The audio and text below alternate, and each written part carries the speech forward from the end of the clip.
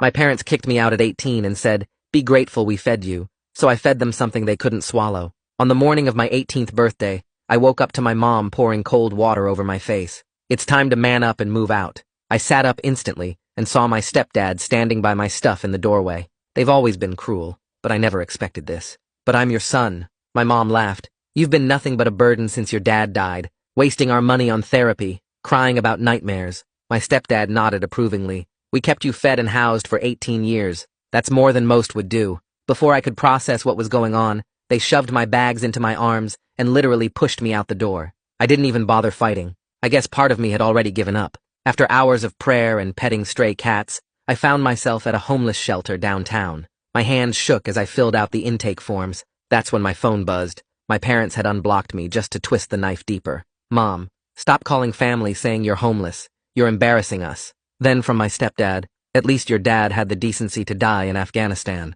Facepalm emoji. I lost it. Right there in that plastic chair, I just broke down sobbing. The counselor, this tired-looking woman, touched my shoulder. "Honey, what's wrong?" I showed her the texts. She was reading them when her eyes drifted down to my intake form. Her whole body went rigid. "Wait," her voice came out strange. "Michael Krzyzewski? Your father died in Afghanistan?" "Yeah," I managed. "When I was 6. She gripped the edge of her desk. "Did you ever see the body? Attend a burial?" I stared at her in disbelief. "Excuse me, James, did anyone from the military ever visit after? Check on you?"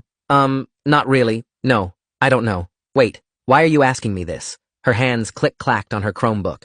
After 30 seconds, her face went white. "James, your father didn't die in Afghanistan." My chest tightened. "What?" "He's at Palmer V, a psychiatric ward. He's been there for 12 years. The fluorescent lights suddenly felt too bright. That's impossible. We had a funeral. I went to grief therapy for years." She looked me straight in the eyes. "You need to see your father. Today, before your parents realize you know." Suddenly, little things were clicking into place. Why Mom got nervous when military families were on TV. Why we moved states right after the funeral. I wanted to break down on the spot, but my stepdad's voice about me being a little betch echoed in my head. So instead, I took a deep breath and asked, "Why today?" "Because when, not if, when, your parents find out that you know your dad is alive, then they'll know someone is coming after the benefits they've collected." She drove me to Palmer herself. The whole ride, my brain kept rejecting what was happening. But then we walked through those VA hospital doors, down a long hallway that smelled like floor wax and medicine. There he was, my father.